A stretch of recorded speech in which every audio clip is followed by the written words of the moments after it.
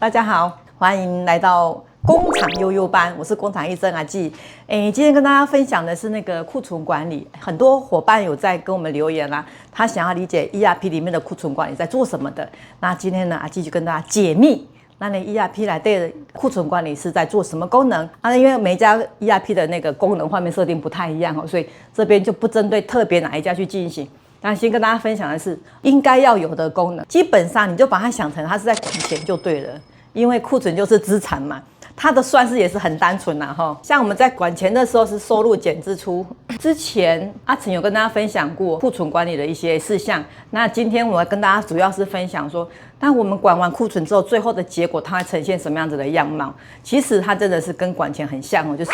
收入减支出等于结余。那一个是数量，再乘以它的单价，就是你现在库存的总金额。那什么叫做入呢？我们在 ERP 里面会有一些异动的单据，它是让库存的数量会变成增加的。例如说，当我们去买东西的时候，采购进货的这个行为呢，就会让库存给增加了。那也有行为会让我的库存给它变少。例如说，我是做了那个领料的程序，那我的库存的料件被领走了嘛，当然库存就减少了。还有像是销货这种事情，也是会让我的库存给减少的。那所以啊，你应该想象子啊，一开始进来的时候是10个，我拿走了5个，剩下了5个，这就是库存的概念。它其实真的很单纯，没有我们想象中的那么复杂。那它的变化是来自于说，我们日常在行为上可能会有很多种的单子，同时间也陆续在进行，所以它在加减的运算当中，它是比较复杂的。但是不管多么复杂，其实也不是我们人在记录它，只要你有执行过的行为，它就会被系统给它记录下来，而且系统它是有个时间序的概念。例如说，这样子的表现方式就是在跟你讲说，10月5号的这一天呢，进来了10个，也领走了5个，那剩下了5个，所以当下的结余是剩下了5个。再来到10月6号的时候，又进来了5个，你看啊，这2个相加，所以你最后的结余是10个。好，以此类推，所以它是有个时间序的概念。因此，假设我们到了12月要盘点的时候，它就是透过你所有日常的行为的加减，最后出现了一个金额，这个数字。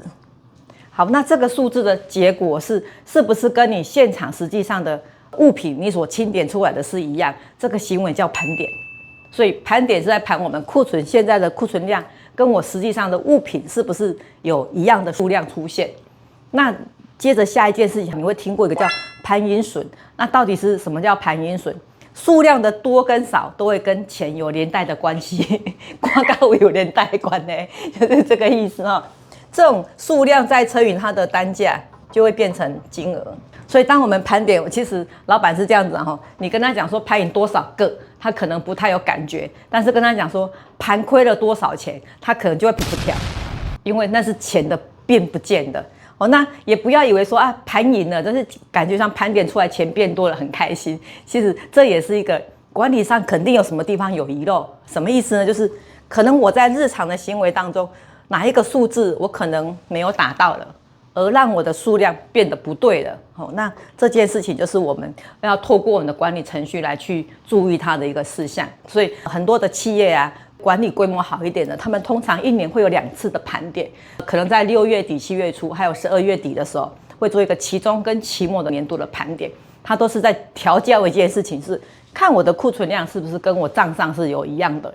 另外呢，从库存量的多跟减、盘赢或盘亏，就可以来反推说，那我们这一段区间我的管理能力是不是好的？然后从这个过程当中发现说，假设会发现啊，那个库别放错的问题。应该放在 A 仓，它放到 B 仓了，或者是说东西的那个单据没有及时的打单子，也许有人拿了样品拿走了，并没有打单子，那这时候管理机制就会进来说，所以我们要针对这种拿样品这件事情，启动一个管理程序。它其实也是库存管理的一个要项。有单子的我们不会担心它，例如说有进货的，因为要付钱嘛，有出货的，我们要跟人家收钱，跟钱有关系，通常不太会出错。但是有一些行为会让你的库存给变化的，但是它跟钱又没有立马关系的，通常就会造成我的账上的一个误差。所以我才讲说，像样品管理这件事情，就是一个管理的要项。好，那也再跟大家分享一个在库存管理里面的一些重点事项。好，接下来呢，库存管理那只是日常的进出。其实啊，如果讲 ERP 只有这样的事情啊，我们就太小看它了。其实 ERP 可以管理的部分啊，它有很多的报表。就是阿基也常常讲走过就留下痕迹。像刚刚从那个10月5号、6号、7号这个日期的异动，我们也去看它异动的过程。那当然你也可以看一些它的日常分析，或者是说刚才讲盘点，就算我每天我盘点到我的料账没有差，也不等于管理非常好。什么意思呢？有可能啊，我们没有去想说这个东西在这边已经放多久了。像是很多企业其实不太去想到这个呆滞的问题啊。所谓呆滞，各自厂家定义不相同。比如说这个东西放了1000天，放了3年，放了10年，但是它都一直还在我账上，这就是个问题啊。一个东西，一个物件可以在那边这么久而没有异动。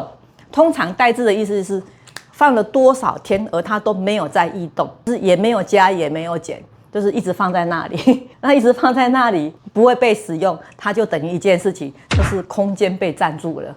那我们得去思考说，这些异动的呆滞的部分啊，占我们公司的整个库存有多少？不然你会发现仓库人会跟你讲说，老板空间不够，坑没落呀，没收在行的坑。那其实是老板们要去思考的是，我有没有针对呆滞要去进行一个检讨？首先要检讨的是，它为什么会变成呆滞啊？如果是因为产品的替换嘛，世代在更新，这个东西没销啊，就是客人没有要了，或者是他当时是因为色变而留下来的一些状态，或者是因为品质有问题而造成的，像是 NG 品，那其实你后面还要再走一些管理程序，这个也是库存管理。所以库存的管理不是只有日常在打什么进货单跟销货单而已哦，真正的管理是有技巧的。好，那除了呆滞，那个叫呆滞报表，你可以去跑的那个多久没有异动的一个状态。那你也可以看说，那我换个角度，到现在你随时可以想要看到哪一天为止，你的库存总额是多少。不用一定要到财务报表，你随时可以跑报表来看说，到今天为止我的库存总金额的状态，这可以看你的那个库存，就是你的资产呐。你看，像最近忽然间一个关税问题出现的时候，你就会发现，我们会有老师告诉你，一定要很注意你的那个财务风险的管控。那财务风险管控，一个是在银行的钱，另外一件事情，我们不能乱买东西啊，因为乱买就会变成呆滞哦。那这个呆滞又是吃掉你的钱，因为东西一进来我们就要付钱，所以也是随时要去看我们的库存的一个状态哦。那呆滞的情形我们也要看。还有一种对，呆滞里面的部分有好多原因哦，也许是你是因为色变，或者是买错了，也许是品质的问题，这些都要启动管理程序哦。所以这日常就必须启动这些管理程序，才不会造成有东西而让你公司的那个物品呆滞，那吃掉你公司的获利成本，这个也是要注意的。我想问色变是什么？它叫做设计的变更。比如说，本来这个东西是有这个组合，应该是说原本的组合就是这样 A、B、C 出去了。可是呢，你在生产过程中，客人跟你讲说，我不要这个蓝色的，我要它变成红色的，然后可能本体上是它应该就是长得一样，可能稍微有一点点不同，叫做设计变更啊。其实它有个程序，你要先问客人是从什么时候开始变更。那站在我们的立场上，最好就是要先把这一批货库存的东西给用完，再去变更。不然有时候会这样，客人跟你讲说你要做色变，然后我们就傻傻说好啊，就同意了。但是没有去研究说，我其实库存里面还有1万个。其实一开始在跟客人跟我们讲色变的时候，我们可以经过一些谈判，跟他讲说，那是不是等我这一批货用完的时候，再去变更成下一个版本？那一旦设计变更，就有一些版本的问题，所以你就会出现，有时候其实就是差一咪咪而已啊，就个颜色的变更，就会让你的品项越来越多，就变库存了。所以设计变更一定要记得要处理库存的问题，然后该有的单据啊，目前在 ERP 要走的单子都要先盘点一轮，说到底它的影响层面有多大。好，那到底在 ERP 里面的库存管理还可以有什么样子的功能呢？例如说，我们可以透过那个一段时间的分析，常常跟我讲为什么买太多也会变成是呆滞的问题哦。一种叫买错，一个叫买太多，然后买错跟买太多这个也是很有意思的哈。就回归我的泵表长这样，如果我们的泵表见得很清楚的时候，订单下来是说我要买这支红色的麦克笔，那它就是应该是红色的麦克笔，就不会买错。所以应该是回归说，是不是我们的原始资料有见错？如果原始资料是对的，那它就应该是做对的。再来买太多这件事情也是一样，它有比例的问题。如果订单是1000，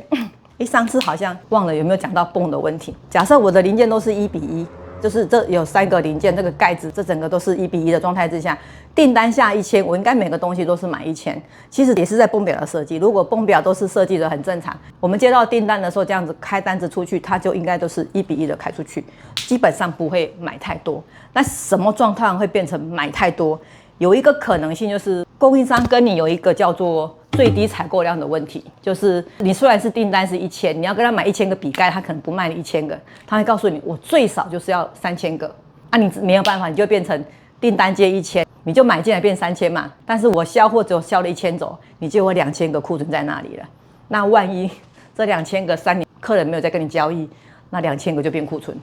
而且变成呆滞的量在那里不会动。好，那买错跟买太多这件事情也是从泵表，所以从设计变更跟这个买错跟买太多，它的源头都要先从泵表讨论起。那买太多一个是因为那个最低订购量的问题啊，有时候如果这个 item 我们要先评估它不常出，它也不是公司的新产品，所以当客人下1000，供应商说要3000的时候，其实是可以经过讨论，例如说可能单价会高一点点。很多老板就是想说这样也较贵啊，算一下给你听。好，我们来看那个算式就是我的订单的时候是1000，供应商说他的 MOQ 是最少订购量叫做3000的时候，他可能给你的是10块钱，然后我们就这样子买进来了嘛，正常就这样买进来了，然后出货之后就会剩下2000的库存。我们要去思考的是这个是不是有机会会再出。如果当然这是我们公司本就是常备品，就是常常在出，这样的设定是没有问题的。但如果这个 item 它不是，它真的是为了这个客人，而且是第一次，我们还不知道未来在哪里的时候，你这样子买就会有这个风险产生。但如果我是按照你订单要1000，我也买1000，可能供应商会跟你说，我这样子要12块我才会卖给你，感受上你觉得你多付2块钱，但是如果我这样子出去是没有库存的状态之下，比起你多买了那2000个而造成了2万块的损失在那边，而且这是不确定性会不会再有的，这样会好一点啊。这个在过程当中，就是企业你们在运行的时候要去试算，新产品的时候的 MOQ 都是要特别小心。所以还有一个叫安全存量的问题，这也是库存管理里面会遇到的。安全存量在做什么用的它就是有一些关键料件。没有它，可能生产线会断线。那一旦断线，可能它也不是那么快就可以再买过来，或者是可以立即到位的。我们就会准备一些安全存量，所以安全存量是为了避免断线的需求而去定制的。那 ERP 有这个功能，然后呢，怎么设定它呢？也是很有趣我们也是可以透过历史异动的状态来分析。比如说，刚刚我们有写说，进出嘛，我们可以先分析一个区间，例如说半年或者是一季呢，这个 item 使用状态是多少？好，那我们去分析它，也应该说我们要看你的产品是什么样的类型，它是要多久会用一次。然后安全存量要考虑一个地方，我们的数量是会越使用会越少的，但我们不能到0的时候我才要买，因为这样的话就会叫生产线会断线，因此它可能到一个点的时候，我就要考虑我要先去买它。但我在买它的时候，我现在下了采购单过去，它的数量其实还是在陆续减少。不会变成0的时候，我的料就进来，就会再补回来，就让它的数字又再上来。所以有一个地方它叫补货点的地方。